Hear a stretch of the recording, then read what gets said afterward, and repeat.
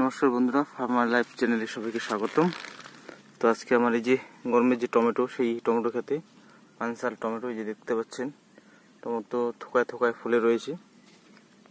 যে দেখতে পাচ্ছেন টমেটোর সাইজ কিন্তু মোটামুটি এগুলো 90 গ্রাম, 100 গ্রাম, 80 গ্রাম এভাবে আছে। আর এই যে পাকতে শুরু করেছে সুন্দর, দেখতে পাচ্ছেন। মানে এই গরমের সময় মানে একদম কম যত্নের মধ্যে যথেষ্ট ফলন হয়েছে।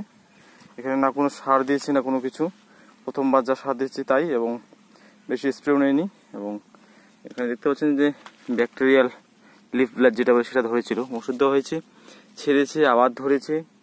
কিছু কিছু ফলের মধ্যেও স্পট চলে এসেছে কিন্তু দেখতে পাচ্ছেন। আর এরকম দাম রয়েছে 25 থেকে 20 থেকে 25 টাকার মধ্যে। আর এই যে ফল দেখতে পাচ্ছেন এভাবেই রয়েছে। তো আশা করি যে দাম আছে সেই দামের মধ্যে মোটামুটি একটা বিক্রি হবে। আর এই টমেটোতে বলতে গেলে সেরকম কোনো যত্নই করিনি আমি। একবার শুধু মাইক্রোনিউট্রিয়েন্ট স্প্রে করেছি আমি, ক্যালসিয়াম, জিঙ্ক, বোরন এবং ভিটামিন সব মিশিয়ে। কোনো সময়ই পাইনি জমিতে কাজ করার। আর গাছগুলো ফল মানে ম্যাচুরেট হওয়ার পরেই এই গাছগুলোকে তুলে তুলে বেঁধে দিয়েছি, নাহলে হয়তো পচে যাবে। আর এতদিন সব গাছ নিচে পড়েছিল।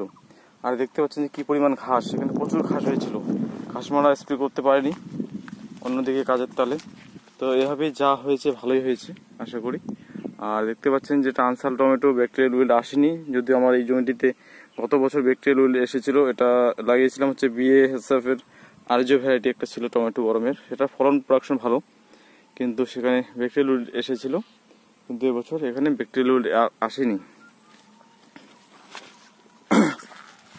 এই হচ্ছে টমেটোর পরিস্থিতি, দেখতে পাচ্ছেন টমেটো ক্ষেত। আর টমেটো এদিকে দেখতে পাচ্ছেন ঘাসটা এখনো এগুলো মারা যায়নি, কয়েকদিন পরে দেওয়া ছিল ঘাস মারাটা দিকে।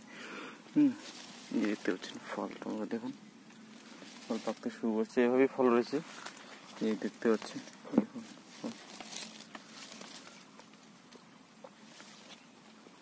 20 থেকে 25 টাকা কিলো রয়েছে এখন টমেটো। আশা করি ভালোই একটা বিক্রি হবে।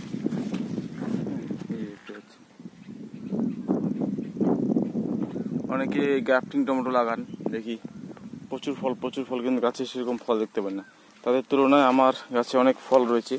তো সেখানে 12-15 টাকা করে গ্রাফটিং চারা কিনেই লাভ।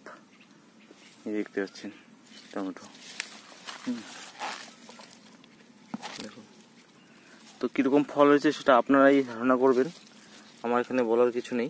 এই গরম এত প্রচণ্ড গরমের মধ্যে যেরকম টমেটো ধরেছি, এখানে যদি আমি ক্যালসিয়ামটা আর 2-3 বার স্প্রে করতাম, তাহলে আমার যে একদম আগার দিকে দেখতে পাচ্ছেন যে ফল এখানে সেট হয়নি। তো সেখানে কিন্তু এই ফলগুলো সেট হতো। আর এখানে আমি কোনো সার টার কোনো কিছু করবো না, শুধু ফাঙ্গিসাইড স্প্রে করবো।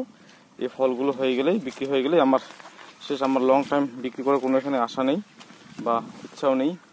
আর এখানে আমার অন্য একটা প্রজেক্ট, যেটা হচ্ছে মেন প্রজেক্ট, এই টমেটো তোলার পর করবো। এটা ফাঁকা সময়ের মধ্যে আমি গরমই করে নিলাম, নাহলে জমিটা পড়ে থাকতো।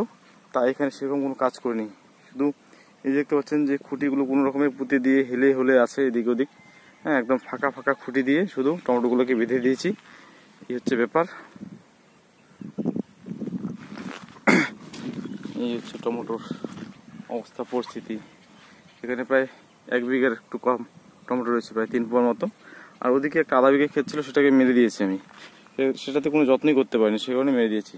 আর এখানে রসুন খেতে দেখতে পাচ্ছেন যে আমি বরবটি লাগিয়েছি। তো আশা করি বরবটিটা ভালো হবে। কিছু গাছ প্রথমের দিকে জার্মিনেশন হয়নি, তারপরে যে আবার বীজ দিয়েছি, এগুলো জার্মিনেশন হয়েছে এখন সুন্দর। আর এগুলো প্রথমের গাছ, তারপরে গাছ হচ্ছে এগুলো। আর ঘাস বেছে দেবো। বরবটি মনে করি যে ভালোই হবে বরবটিটা। গাছের সুন্দর চেহারা রয়েছে, দেখতে পাচ্ছেন একদম সুন্দর চেহারা রয়েছে, এই দেখুন। আর বরবটি কিন্তু এই সময় দাম থাকবে অনেক। এখানে একটা ক্ষেত রয়েছে, আর এদিকে লাগিয়েছি করলা, দেখতে পাচ্ছেন। এই যে কলা গাছের চেহারাও সুন্দর রয়েছে, আশা করি করলাটা ভালো হবে। আর এই সব ঘাস মারা দিয়ে দেবো, সেটা নিয়ে কোনো সমস্যা নেই। এই হচ্ছে আজকের ভিডিও, একটা ছোটো ভিডিও দিলাম, শুধু ক্ষেতটা আপডেট দিলাম। এর পরবর্তীতে আশা করি যে মরিচ শসার একটা সম্পূর্ণ ভিডিও নিয়ে আসবো। তো ভালো থাকবেন, সুস্থ থাকবেন, ধন্যবাদ।